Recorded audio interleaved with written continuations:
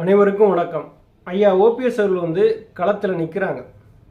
என்னடா களத்தில் நிற்கிறாங்களா, எந்த களத்தில் அப்படின்னு சொல்லி நீங்கள் கேட்கலாம். தேர்தல் களத்தில் தான். ராமநாதபுரம் பாராளுமன்ற தொகுதியில் இங்கே போட்டிடுறாங்க. என்டிஏ கூட்டணியில் சுயேட்சை சின்னத்தில் போட்டிடுறாங்க. சுயேட்சை சின்னத்தில் போட்டிக்கிட்டால் எப்படி ஜெயிக்க போகிறாரு? கையில் கட்சி இல்லை, கொடி இல்லை, சின்னம் இல்லை, லெட்டர் பேட் இல்லை, இவரெல்லாம் அரசியலுக்கே தகுதி இல்லாதவர் அப்படிலாம் ஏளனமாக பேசினாங்க. யார் பேசியிருப்பான்னு நல்லா தெரியும். எடப்பாடி பழனிசாமியின் கோவ தான் அப்படி பேசுவாங்க. கையில் கட்சியும் கொடியும் சின்னமும் இருந்தால் தான் ஒரு மனுஷன் பெரிய மனுஷன் அப்படிங்கிறது முக்கியம் இல்லை. அதாவது எப்படின்னா அந்த கட்சி யார் கையில் இருக்குது அப்படிங்கிறது தான் ரொம்ப முக்கியம். 1973 இப்படி ஒரு தேர்தல் வந்தது. அப்போ எம்ஜிஆர் அவர் கட்சியை ஆரம்பித்து 73 ஒரு திண்டுக்கல் இடைத்தேர்தல் வந்தது. மாயத்தேவர் என்பவர் போட்டியிட வச்சார் எம்ஜிஆர். அதில் பார்த்தீங்கன்னா சுயேட்சை சின்னமாக தான் இரட்டை இலை சின்னம் இருந்தது. அதை எதிர்த்து என்ன உதயசூரியன் நின்றது. அதுக்கப்புறம் காங்கிரஸ் நின்றது. அந்த உதயசூரியனை அடித்து துவம்சம் பண்ணிட்டு இரட்டை இலை சின்னம் அப்படியே வெற்றி பெற்றது. இது நம்ம எல்லாருமே தெரிஞ்சது. அதே ஃபார்முலாவை தான் இன்றைக்கி ஐயா ஓபிஎஸ் அவர் கடைப்பிடிச்சிருக்காங்க. இன்றைக்கி அந்த இரட்டை இலை சின்னமும் அந்த சூரியனும் இன்றைக்கி சுக்குநூறாக போக போகுதுங்கிறது தான் இந்த ராமநாதபுரம் பாராளுமன்ற தொகுதியில் நமக்கு நல்லா தெரியுது. இன்றைக்கி எப்படி இரட்டை இலை சுயேட்சை சின்னமாக இருந்து சூரியனை தோற்கடித்ததோ அதே மாதிரி தான் இன்றைக்கி பலாப்பழ சின்னம் இன்றைக்கி சூரியனையும் அந்த இரட்டை இலையுமே தோற்கடிக்க போகுது. இது வரலாறாக மாறப்போகுது அப்படிங்கிறது தான் நம்ம சொல்லணும். ஓபிஎஸ் அவர்கள் இன்னைக்கு ராமநாதபுரம் பாராளுமன்ற தொகுதியில் நிற்கிறாங்க அப்படின்னா இந்த பாராளுமன்ற தொகுதியில் அவர் வெற்றி பெறுவாரா, தோப்பாரா, ஓட்டுகள் கிடைக்குமா, இவருக்கு செல்வாக்கு அங்கே எப்படி இருக்குது, இப்படியெல்லாம் பேசிகிட்டு இருந்தாங்க எல்லாருமே. அவங்க பேசுகிறவங்களுக்கு பூராமே பார்த்தீங்கன்னா இன்றைக்கி மிகப்பெரிய அளவில் ஒரு எழுச்சியாக இன்றைக்கி ஏற்பட்டிருக்கு. இளைஞர்கள் தன்னெழுச்சியாக இன்றைக்கி பலாப்பழ சின்னத்துக்கு ஓட்டு கேட்க ஆரம்பிச்சிட்டாங்க. நவாஸ்கனிக்கும் கண்ணப்பனுக்குமான நடந்த பிரச்சனை எல்லாருமே தெரியும். இதிலேயே இரண்டு பேருமே முரண்பாடாக இருக்கிறாங்க.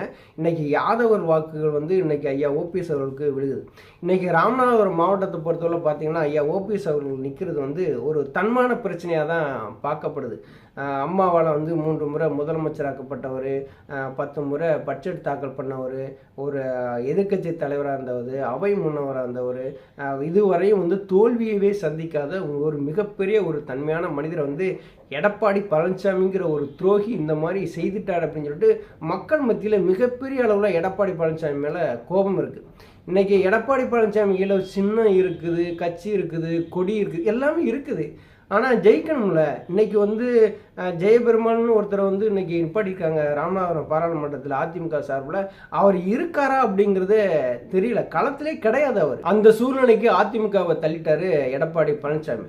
இன்றைக்கி இப்போ கடலாடி, முதுகலத்தூர், சாயல்குடி இந்த ஒன்றியங்களில் பிரச்சாரத்துக்கு போகும்போது நமக்கு கண்கூட என்ன தெரியுது அப்படின்னா ஐயா ஓபிஎஸ் அவர்கள் குறைஞ்சது ஒரு 3 லட்சம் வாக்கு வித்தியாசத்தையாவது வெற்றி பெறுவார் அப்படிங்கிறத நம்ம கண்கூட பிரச்சாரத்தில் போகும்போது பார்க்க முடியுது. அங்கே எல்லாம் மக்கள் எல்லாம் என்ன சொல்கிறாங்க அப்படின்னா நல்ல மனுஷன்ப்பா, இவர் வந்தால் செய்வார். அந்த வார்த்தையை எல்லாருமே பயன்படுத்துகிறாங்க. இப்போ எடப்பாடி பழனிசாமி போனால் அந்த வார்த்தையை பயன்படுத்துவான்ப்பா, அவன் துரோகிப்பா, அவனை அடித்து விரட்டி விடுப்பா அப்படின்னு தான் சொல்லுவாங்க. அப்போ கீழக்கரை, ஏர்வாடி, சிக்கல், இதம்பாடல், வாலிநோக்கம் இந்த சைடு பார்த்தீங்கன்னா இஸ்லாமியர்கள் வாக்குகள் அதிகமாக இருக்குது. எல்லாருமே என்ன சொன்னாங்க, இது ஓபிஎஸ் என்டிஏ கூட்டணியில் பிஜேபியோட கூட்டணி வச்சிருக்காரு, அதனால் இஸ்லாமியர் வாக்குலாம் விழாது, அது அப்படியே லம்பாக போய் நவாஸ்கனிக்கு போய் விழுந்துடும் அப்படின்னு ஒரு புரளியை கிளப்பிட்டு இருந்தாங்க. களத்தில் நேரடியாக போய் சந்திக்கும் போது தான் தெரியுது நவாஸ்கனிக்கு இந்த வட்டம் அங்கே ஒரு 25% ஓட்டு கூட விழுகாதுங்க.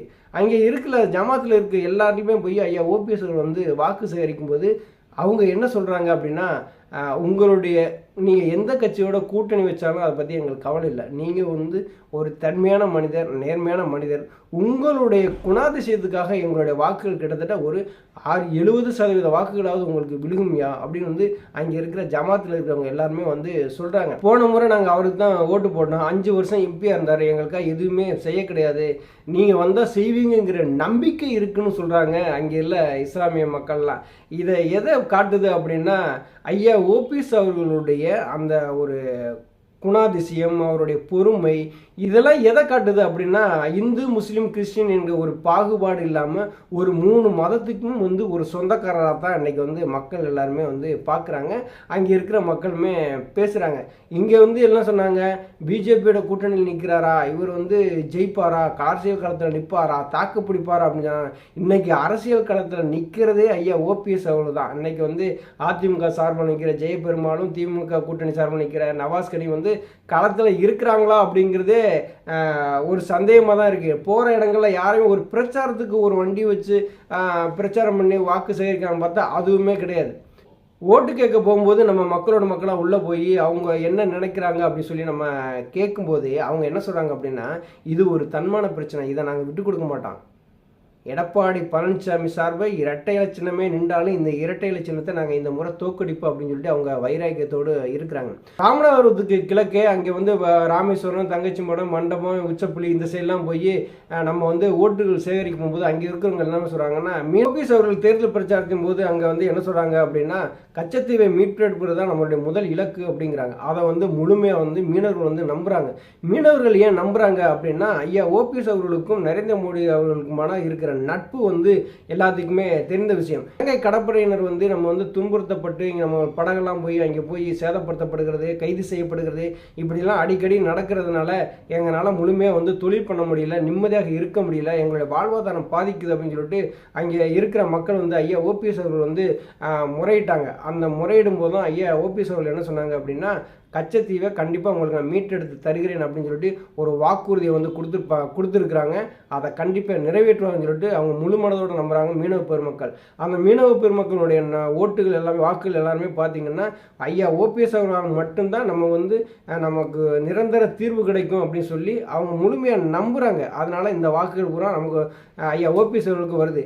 இங்கே எல்லாருமே பார்த்திங்கன்னா ஒரு மாய பிம்பத்தை கட்டமைச்சுக்கிட்டே இருந்தாங்க. ஏன்னா வந்து நவாஸ்கனி வந்து சிட்டிங் எம்பியாக இருக்கார், அதனால் வந்து ஓட்டு வந்து விழுந்துடும், ஓபிஎஸ் வந்து சுயேட்சையாக நிற்கிறாரு, எந்த பலமும் இல்லாமல் நிற்கிறாங்க, ஓபிஎஸ்னால் முடியுமா அப்படின்னு சொல்லி கேட்டவங்களுக்குலாம் பார்த்தீங்கன்னா இங்கே களம் வந்து ஐயா ஓபிஎஸ் அவர்கள் மட்டும்தான் அதில் போகிறாங்களே தவிர மற்றபடி பின்னாடி இருக்கிற நாம் தமிழராக இருக்கட்டும், அதிமுகவாக இருக்கட்டும், திமுக கூட்டணியில் நவாஸ்கனியாக இருக்கட்டும், யாருமே வந்து களத்தில் கிடையாது.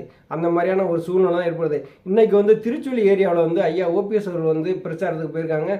ஒவ்வொரு பிரச்சார இடத்துலையும் மக்கள் சொல்கிற ஒரே வார்த்தை, ஐயா உங்களுக்காக நாங்கள் ஓட்டு போடுறோம், உங்களுடைய குணத்துக்காக ஓட்டு போடுறோம், அம்மா கூட இருந்து நீங்கள் அரசியல் பயின்ற அந்த குணத்துக்காக நாங்கள் உங்களை ஓட்டு போடுறோம், நீங்கள் அம்மா செய்த அதே செயலை வந்து நீங்களும் செய்வீங்க நாங்கள் நம்புகிறோம், நீங்கள் அம்மா இல்லாத குறையை வந்து நீங்கள் தீர்த்து வைப்பீங்க அப்படிங்கிறத நாங்கள் நம்புகிறோம், இந்த முறை உங்களுக்கு பலாப்பழ சின்னத்துக்கு தான் நாங்கள் ஓட்டு போட போகிறோம் அப்படின்னு சொல்லிட்டு அந்த பிரச்சாரத்தின் போது அங்கே வந்திருந்த மக்கள் எல்லாருமே வந்து பேசுகிறாங்க. கூடி இருக்கிற மக்களோடு நம்ம வந்து கலந்து பேசும்போது சொல்கிறது என்னென்னா, ஏப்பா எங்கள் ஊர்லலாம் வந்து முடிவு பண்ணிட்டாங்கப்பா, நாங்கள் வந்து பலாப்பழ சின்னத்துக்கு தான் ஓட்டு போட போகிறோம், இங்கே எத்தனையோ பேர் வர்றாங்க போகிறாங்க, அதெல்லாம் எங்களுக்கு கணக்கே கிடையாது, எங்களுக்கு இந்த முறை வந்து பலாப்பழ சின்னத்துக்கு நாங்கள் வந்து ஓட்டு போடுவோம் அப்படிங்கிறத சொல்கிறாங்க. உதயசூரியனும் இரட்டை இலை சின்னத்தையும் வந்து சிதறடிக்க போகிறது இந்த பலாப்பழ சின்னம். இது வரலாற்று சாதனையாக நிகழப்போகிறது. ஒரு 3 முறை முதலமைச்சராக இருந்தவர், அம்மாவினுடைய அரசியல் வாரிசாக இருந்தவர், இன்னைக்கு கட்சியும் இல்லாமல், கொடியும் இல்லாமல், சின்னமும் இல்லாமல் நிராயுதபாணியாக நிற்கக்கூடிய ஒரு மனிதர் இன்னைக்கு சுயேட்சையாக நின்று களம் கண்டு வெற்றியை பெறுகிறார் என்றால் அதுதான் வரலாற்று சாதனை. வெற்றி நமதே. நன்றி, வணக்கம்.